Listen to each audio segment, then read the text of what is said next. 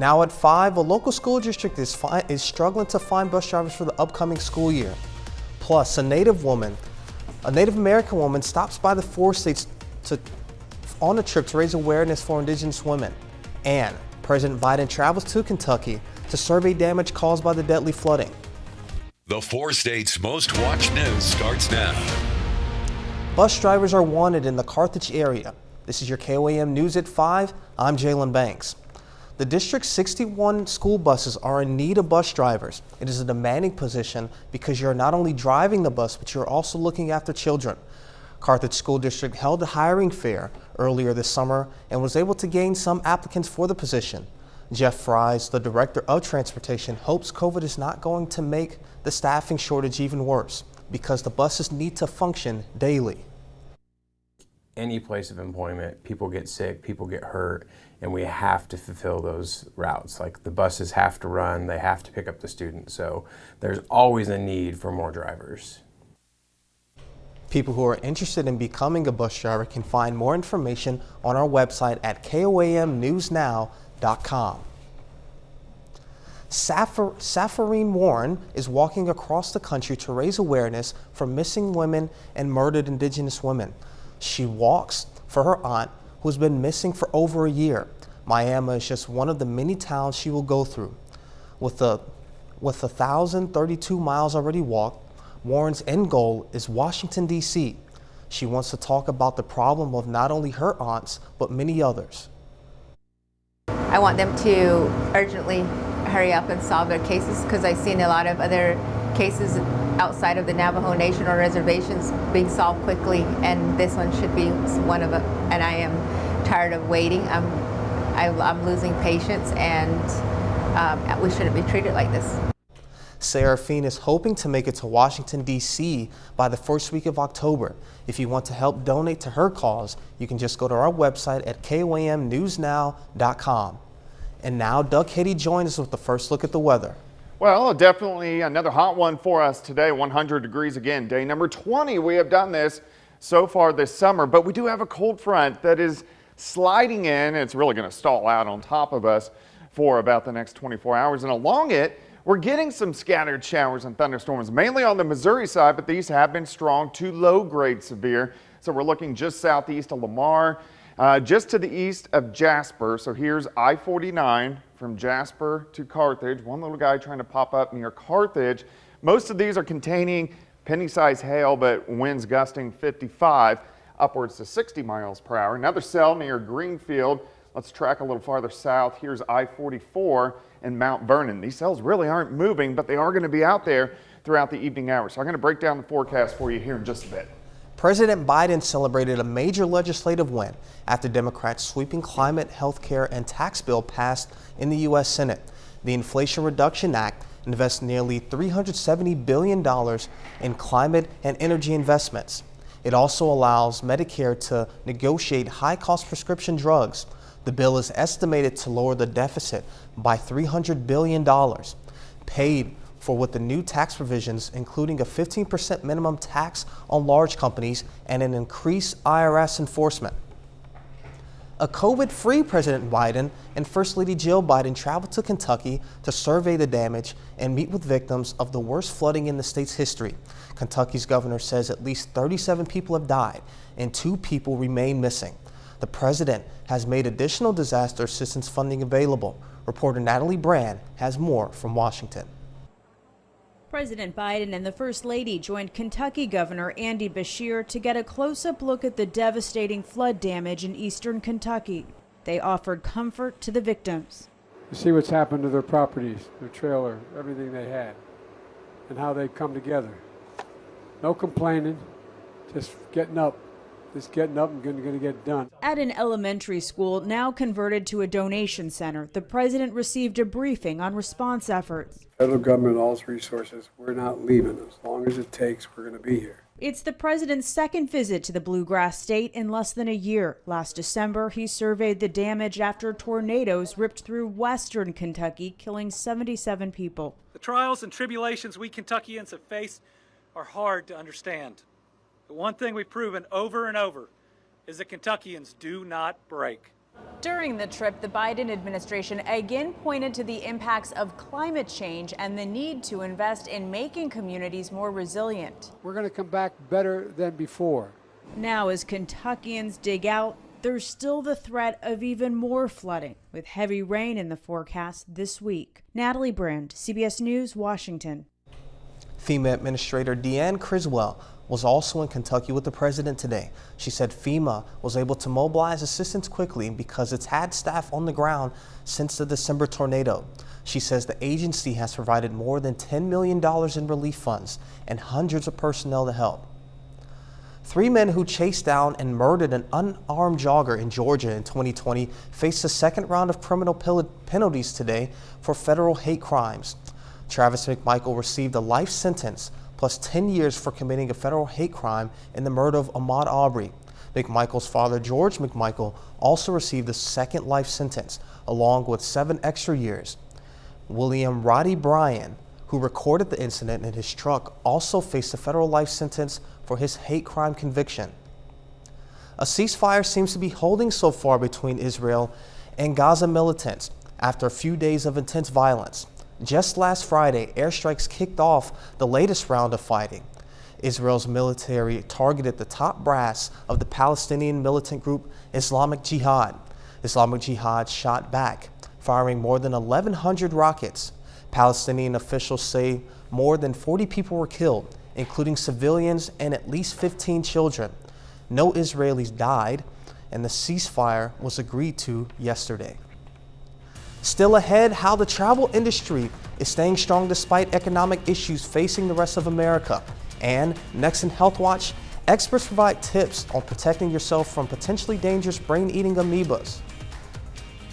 Topping today's Health Watch, and in the debate over in-person learning during the pandemic, a study finds a full classroom does not lead to the spread of COVID-19. Researchers at Boston University analyzed thousands of classroom meetings. They found with mandated vaccinations and masking, indoor learning did not increase the spread of the virus. Federal health officials confirm 1 person has died after being infected with what's known as a brain-eating amoeba. While infections are extremely rare, they usually happen in the summer months and are almost always fatal. Reporter Trinity Chavez has more on what you need to protect you and your family. At the lake of this Iowa State Park, a sign warns swimmers that Naegleria fowleri has been detected. The so-called brain-eating amoeba live in warm, fresh water, such as lakes and rivers. When people go swimming, water can enter the nose, and these amoeba then can travel from the nose through nerves actually to enter the brain. They very rapidly start to destroy brain tissue and cause brain swelling. Infections are rare and usually deadly. Last month, health officials say a Missouri resident was infected after swimming in the Iowa water and died. To date, there have been 155 cases in the U.S. Only 4 patients have survived. Symptoms usually start about 5 days after infection, and at first can include headache, fever, nausea, or vomiting. Then later, stiff neck, confusion, loss of balance, seizures, and hallucinations. We do have medications that we recommend for treatment for primary amoebic meningoencephalitis when it's diagnosed. So it's very important if they have some of these symptoms after they've been swimming in fresh water that they go see a healthcare provider. And prevention is key. If you swim in warm, fresh waters this summer, the CDC suggests avoiding jumping, diving, and splashing where water can get into the nose, or wear a nose clip. Trinity Chavez, CBS News. The CDC says a person cannot get an infection from a swimming pool that has already been properly cleaned, maintained, and disinfected. Flavored nicotine gum, lozenges, and gummies are catching on with American teens. A study in the journal Pediatrics found e-cigarettes are the most popular nicotine products, but the new edibles rank second. Some of them are marketed with sweet flavors that appeal to the teenagers. When it comes to lung cancer, a new study points to the importance of early detection. Current guidelines recommend screenings for high-risk adults over 50. Researchers think that may be the leading to large disparities in cancer detection and why younger patients are significantly more likely to be diagnosed with later stages of the disease. And that's a look at today's top health news, and a little later, why the state of California is accusing Tesla of misleading consumers about the safety of its autopilot system. Plus a few thunderstorms out there. I'm going to break that forecast for you down coming up.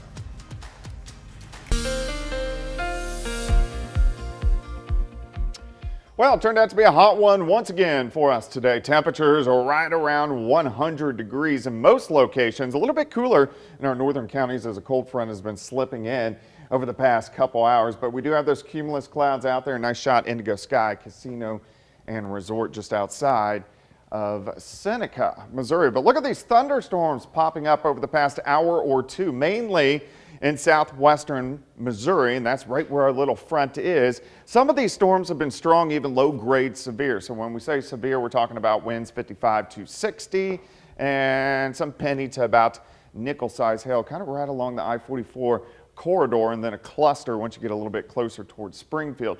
Let's go ahead, zoom in. So here's the south side of Joplin. So here's downstream. Then you have Seneca. So into Ottawa County, northeastern parts of Ottawa County, a thunderstorm popping up. One just to the south of Joplin has been popping up, and then eastern parts of Jasper County. So here's I-49. This cell's kind of been back building a little bit on the south side of Carthage and then moves into northern parts of Lawrence County. We have another little cell just to the south of Mount Vernon, and then one, once you stretch a little farther northeast, right across Greenfield in Dade County in southwestern Missouri. So these really aren't moving. They're just kind of popping up. They're going to sink off toward the south into the east. But look at the blue arrows. Then you got the red arrow. So we have this front draped across the region. That is what is firing off those scattered showers and thunderstorms. And look at the cooler temps to the north. So you got 80s in our northern counties, and then we're still at 100 degrees once you get through the metro and then heading south. And it's already been a hot month, so far temperatures have been hovering right around 100 degrees, much like what we had in July. So today is actually day number 20 that we have hit 100 degrees. 101 feels like 104. Humidity's at 30% through the evening hours. Those isolated storms, mainly along and south of I-44, will drop back through the 90s, 80s, and eventually into the upper 70s later on tonight. But you can see this front just kind of sinking south. At least it's going to give us some scattered thunderstorms. This front just kind of hangs out throughout the overnight hours. I think any thunderstorms that are out there now will fizzle apart after about 8 or 9 o'clock. We may get a few more that try to pop up early tomorrow morning, but unfortunately, most of us, we're not going to get rain out of this. As we go through the day tomorrow, partly sunny skies by the afternoon. Temperatures quite a bit better than what we have seen over the past couple days. 71 to start, 87 by noon, high temp at 92. 92 is still hot, but it's better than what we have seen. Tomorrow evening, an isolated thunderstorm in our far southern counties, and then pretty quiet as we go into Wednesday morning, Wednesday afternoon. High temps back into the mid-90s, but still not too bad. At least we're getting a little bit of relief over the next couple days. 92 tomorrow, 94 Wednesday, 95 Thursday. Not much rain in the forecast, so if you get some tonight, consider yourself fairly lucky. 96 Friday, and then triple-digit heat rolls back in by the weekend. More triple-digit heat, but a little bit of rain on the horizon. Yep. For those of you at home that may be traveling this evening in those thunderstorms, please be careful, drive slowly, and just be mindful. Absolutely. All right, thank you, Doug. Experts say more climate change is causing more Florida sea turtles to be born female. They say recent hotter summers have led to warmer sand on the beaches, and the temperature of the developing eggs is what decides the sex of the sea turtles. According to the NOAA, if a sea turtle egg incubates above 88.8 degrees Fahrenheit, the hatchlings will be female. Of course, without males, there would be eventually no more baby turtles at all, which would disrupt the entire ecosystem. And coming up, a look at the thriving travel industry. But first, we honor a local veteran. Frank Masterson served in the U.S. Navy. The Iola, Kansas native was stationed in Europe and helped capture a German submarine. We salute Frank Masterson, a four-state hero. Topping today's Consumer Watch, California's Department of Motor Vehicles says Tesla is making misleading claims about its autopilot features. In a formal complaint, the DMV is alleging the company made false statements in website ads about the electric vehicle's self-driving capabilities. In the past 9 months, there have been 273 crashes in which Tesla's driver assist technologies may have been at fault. Tesla has 15 days to respond to the complaint. Travelers faced a miserable weekend getting around, and today isn't looking much better. More than 300 U.S. flights were canceled, and there were more than 1,100 delays, all before 9 a.m. Eastern. That's according to FlightAware. Between Saturday and Sunday, there were more than 1,600 cancellations and about 15,000 delays. In many cases, weather was to blame, like in Chicago, which is impacted by the most heavy rain and flash flooding.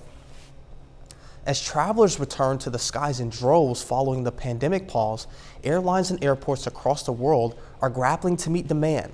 But the question remains, are recession fears and soaring inflation impacting the travel boom as consumers weigh airfare, hotel, and gas prices? Reporter Jen Sullivan explains why the travel industry appears to be thriving amid a possible economic downturn. As the peak summer travel season winds down, travel experts say Americans are still spending money on their vacations despite historic inflation and recession fears. While consumers are starting to pull back on some discretionary spending, some things they don't have to spend money on, it's not holding true for travel. Several travel industry leaders say demand is still high. Scott Kays, founder of the flight aggregator website Scott's Cheap Flights, points to several factors, including a rise in credit card travel spending. American Express noted that travel spending was up nearly 150% in the previous quarter. That's despite fears of an economic downturn on the horizon. Experts blame that on so-called revenge travel, the huge travel boom following years of lost vacations during a pandemic slump. Meanwhile, Airbnb says reservations are soaring. On Tuesday, the company announced a 24% increase in bookings in the 3 months that ended in June, compared to the same time period in 2019. And when it comes to hitting the road, gas prices are declining. On Wednesday, the U.S. national average price of a gallon of regular gas was $4.16, according to AAA. Compared to a month ago, that was $4.81. And experts say cheaper prices are ahead. While motorists may be incentivized by prices that have been falling, more decreases lie ahead. On Wednesday, OPEC, the world's oil exporting countries and its allies, agreed to a tiny increase in production next month, amid fears that a global recession will hurt demand. For today's Consumer Watch, I'm Jen Sullivan. OPEC says it will produce an additional 100,000 barrels of oil a day in September. Well, you heard of the phrase, the wheels came off, meaning something went wrong. For Toyota, it's not just a phrase, but wheels quite literally came off some of their SUVs, specifically the BZR-X electric SUV. The automaker says wheels could fall off while driving even after just a short time on the road.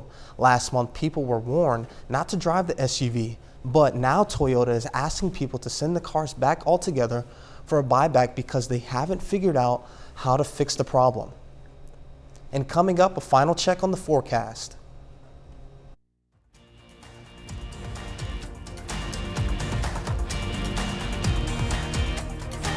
Up next on the CBS Evening News, more cargo ships leave Ukraine carrying much needed grain. Then on the KOAM News at 6, how a local school district is increasing its security measures. Plus, we'll have more on the Carthage schools addressing a bus driver shortage. And today is the first day of football practice for Missouri high schools. Stay with us for that and more for the CBS Evening News and the KOAM News at 6. All right, Doug, what do we have? We got some storms out there along and south of the I-44 corridor, which are going to be sticking around throughout the evening hours, and a few hit and miss ones tomorrow morning. So if you get any rain, consider yourself one of the lucky ones because we don't have a lot of rain chances over the next week. At least temps a little bit better the next couple days, and then we start sneaking back upward as we head toward the second half of the work week. I'm just happy that at least today and maybe tomorrow we get a little bit of precipitation at some point. Yeah, not much. All right, sounds good. Well, thanks for joining us. Your CBS Evening News is next. And of course, we'll be right back here for the KOAM News at 6. We'll see you then. Let's have a great evening.